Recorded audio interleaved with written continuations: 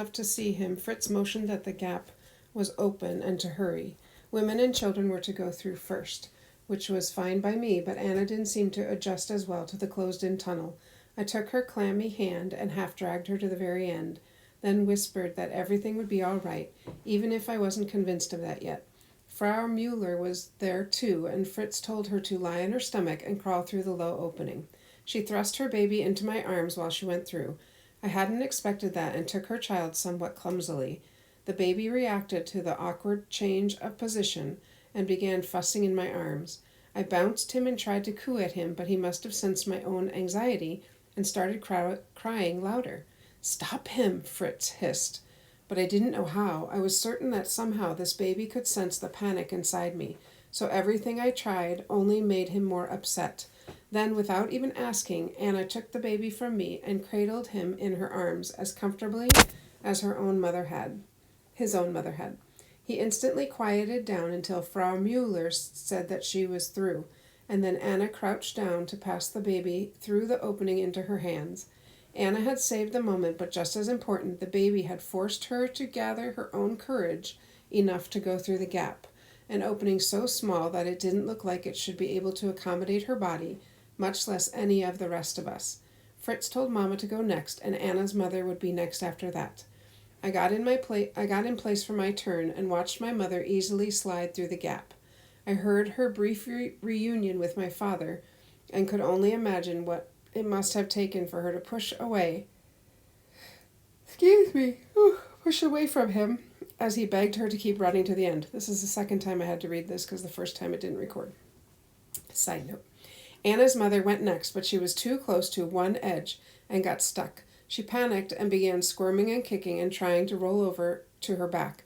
In the process, she kicked out and her foot struck the wall of dirt. Instantly, a large chunk crashed down on her upper legs. She gave a cry, though I didn't think she was seriously hurt. "Give me your hands," my father said. Just like that, Anna's mother was pulled through. "I don't like this," Fritz said, feeling the wall above the collapsed chunk. "This whole thing is going to come down. Hurry, Gerda, it's your turn now." I went down to my stomach and put my cheek against the cold ground. With my hands in front of me, I clawed at the dirt, wriggling forward like a worm or a snake. Dirt crumbled down onto my back, more of it than I liked. Fritz was right. This wall was going to come down, and maybe the rest of the tunnel with it. Papa grabbed my hands when I was halfway through and yanked me forward, just as he had done for Anna's mother. Once on the other side, I was immediately caught in my father's tear-stained embrace. Even through the dirt and sweat, he smelled to me just as he had when I was young. Over the last 4 years, I had tried so many times to recreate in my mind that combination of strong cheese and stronger coffee, just to hold on to his memory. But now everything about him rushed back at me, as if we had never been separated at all. It was too dark to see much of his face, but I did see a tender smile and the whites of his eyes when he said, "Run, Gerda, go." But I wouldn't leave Fritz, not after everything he and I had been through together. Anna's father came through next and needed no urging to run past us toward his family. Then a voice from far on the eastern end shouted, "Whoever is in this tunnel, you are ordered to stop." I didn't need to see them. I already knew the Grenzers were here. Shots fired into the tunnel, their echo so loud that even from this end it rang in my ears. Officer Mueller came through after that, and when his eyes met mine, I wanted to hurt him. Why had he come through next? Where was Fritz?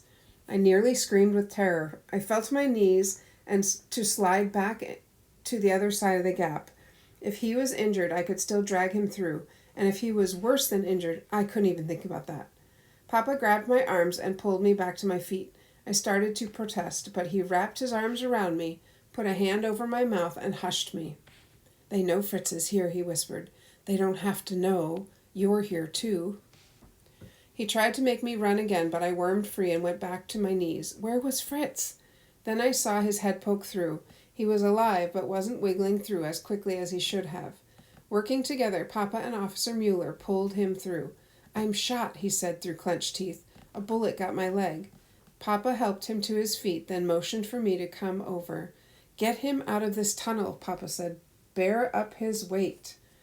"I will." I wasn't sure how, but I would get him out. Fritz wrapped one arm around me and used the other to brace himself through the tunnel. He couldn't use his injured leg at all, and whenever we moved too fast or bumped against a rock, he grunted with pain and clutched my shoulder so tight that we both nearly collapsed. Still, we kept going forward. I had the strength to support him, but not the height. He had to lean over too far. Papa would have done better. Where was he? What about Mueller? What were they waiting for? After several meters, more gunfire echoed in the tunnel. With a strange cracking sound, the bridge between our two tunnels collapsed. That's what Papa was doing then. Shots still rang, but they wouldn't pass through the dirt. The Grenzers were trapped behind us, but a lot of tunnel remained ahead. In the dim light, I could see where Papa had put in supports to hold up the dirt roof, but they weren't as strong as Fritz's bricks, and dirt rained down on us, some of it in large chunks that signaled a bigger collapse was coming. Suddenly, several meters ahead, shovels pounded in the ground. Their crunch and plunking sounds were all too familiar to me now. Maybe we'd left the officers behind in the tunnel. Sorry. Gray day. Apologies. But more of them were in the death strip directly above us. The layers of dirt to the surface weren't nearly thick enough to hold them out for long. I wondered where the outer wall was, when we would pass beneath it. Wherever it was, I knew we hadn't crossed it yet, not with the length of the tunnel still remaining. Oh! Fritz's leg bumped into some protruding rock, and his hand pinched my shoulder so tight that I wanted to cry out too. I'm sorry, I mumbled. I'm slowing you down. Fritz leaned heavier on me and swayed as if he was dizzy. Leave me here. That's the dumbest idea you've ever had, I told him. Stay with me, Fritz. We're going to make it. Then Papa and Officer Mueller ran up behind us. Papa picked up Fritz in his arms, drawing strength I never imagined he had to run with a body nearly as large as his own. And Mueller grabbed my hand to pull me along with him. I yanked it free and dug my feet into the ground.